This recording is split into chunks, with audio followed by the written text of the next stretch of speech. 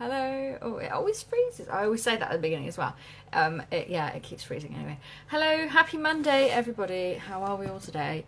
I am feeling decidedly Monday-ish. I actually took 3 days off of my morning routine and exercising this week. I can't even remember what my excuses were, but they basically were excuses.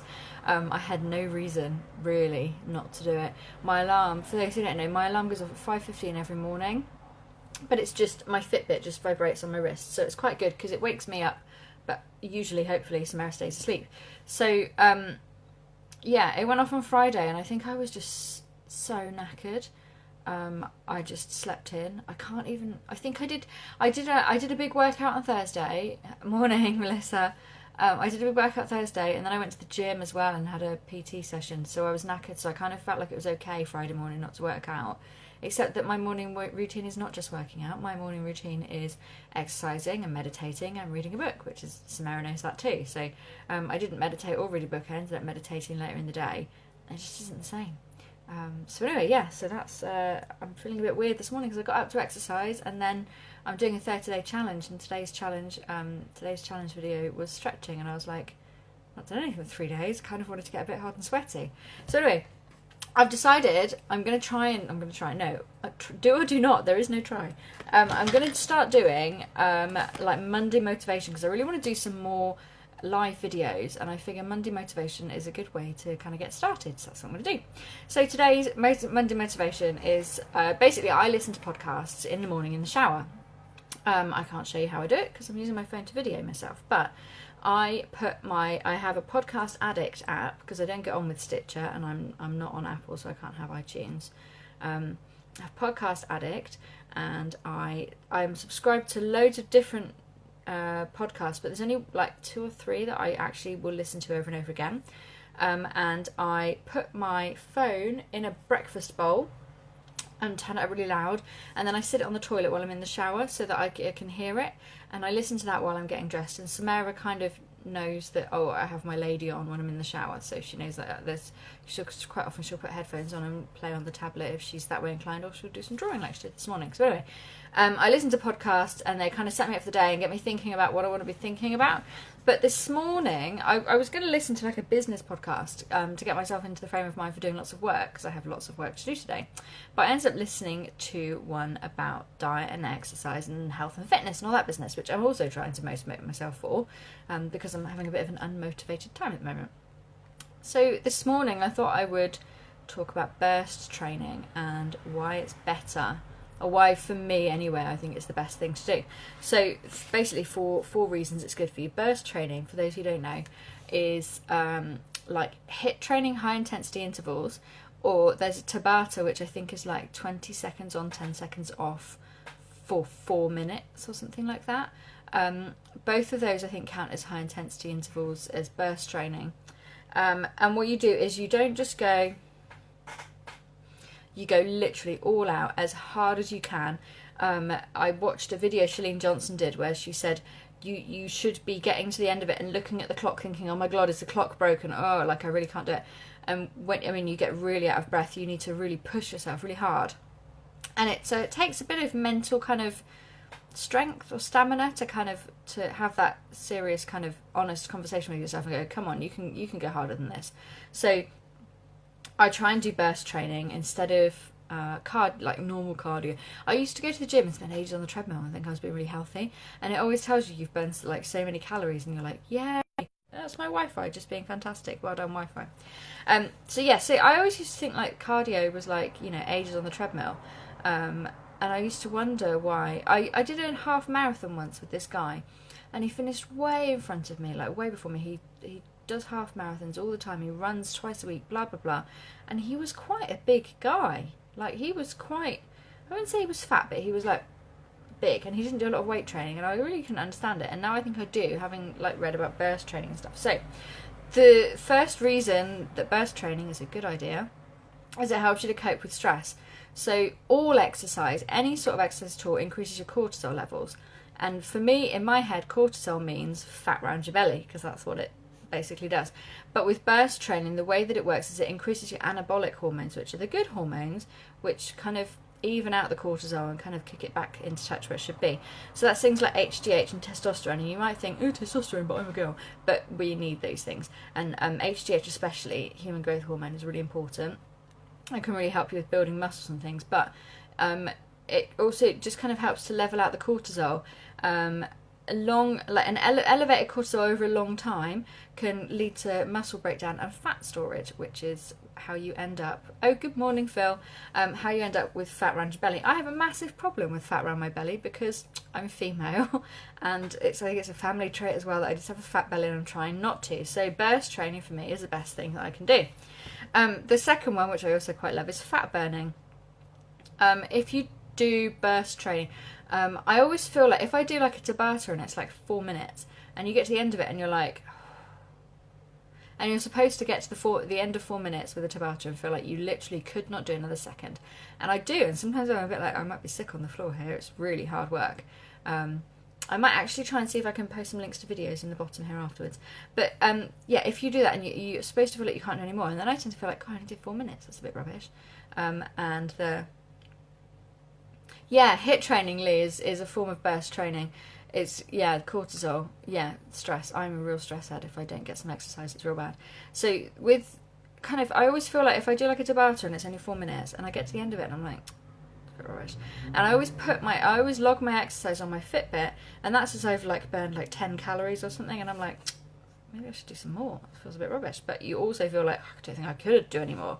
And then I realised that when you do HIIT training or Tabatas or any form of kind of burst training, it the way that it works is it's fat oxidation. You build up a deficit of oxygen in your body that your body then works to replace throughout the day, and that means that you burn more fat. Sometimes some people say up to 48 hours after you've done your kind of Tabata or your burst training, which is for me a massive thing, because I tend to kind of do it and then feel like I should have done more, and then feel like it wasn't really proper exercise. So that kind of helps me to see that perhaps it is.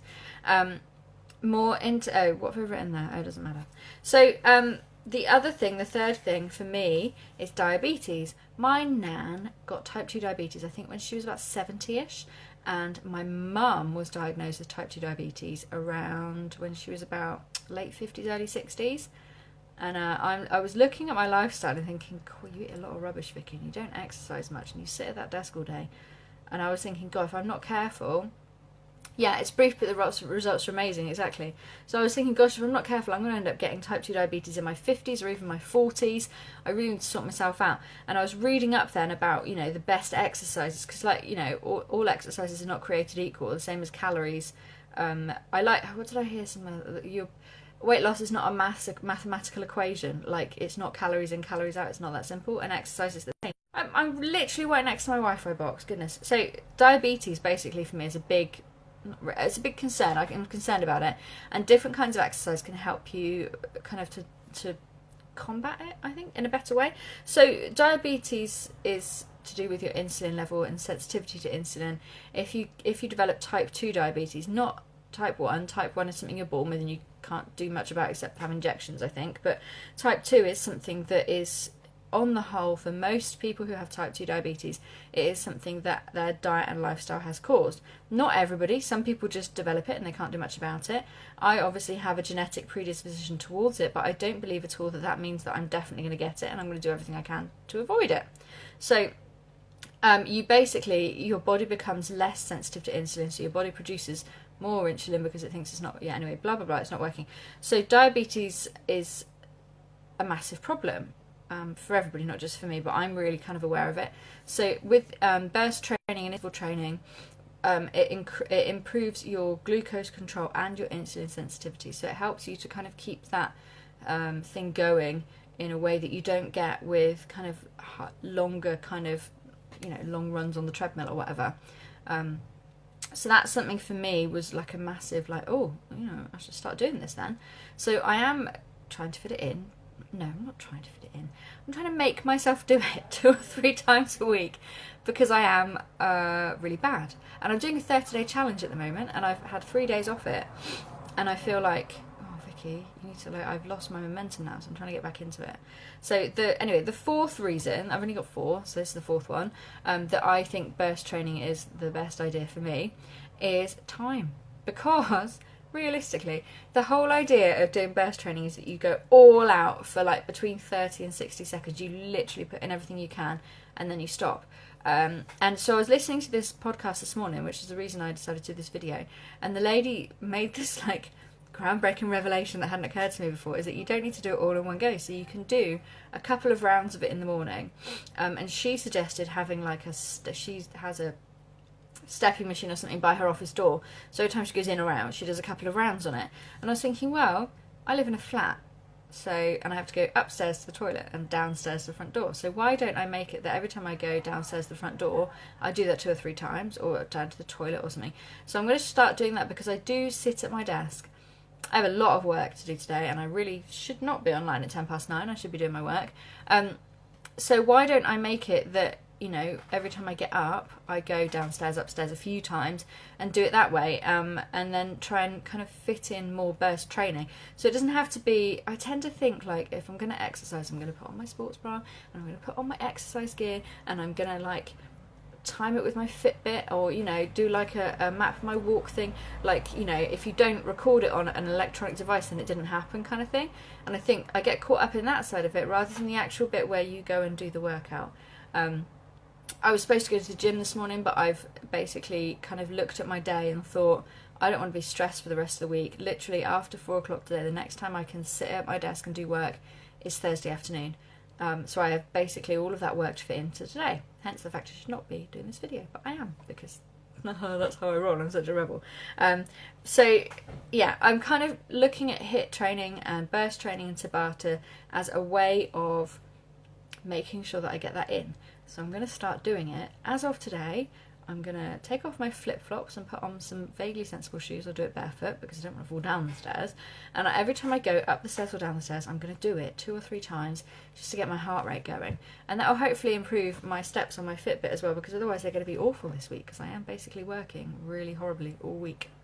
Anyway, that was my 4 reasons that burst training is good for you. I've started putting these videos onto YouTube, and also making them into blog posts, because I felt that I was neglecting my blog because I was doing videos, but I feel like I reach more people with videos and it's a bit more kind of personal friendly. Morning, Amanda. Did you get my text message, Amanda? We're doing netwalking on Friday. If you're in Salisbury, come netwalking with us. You need to contact a guy called Daniel Cronenberg with a K. You definitely should come along, and Amanda, I really hope you're coming. I think we're going to Harnham this time, but it's always a nice walk, nice people to chat to and everything, so yeah, netwalking.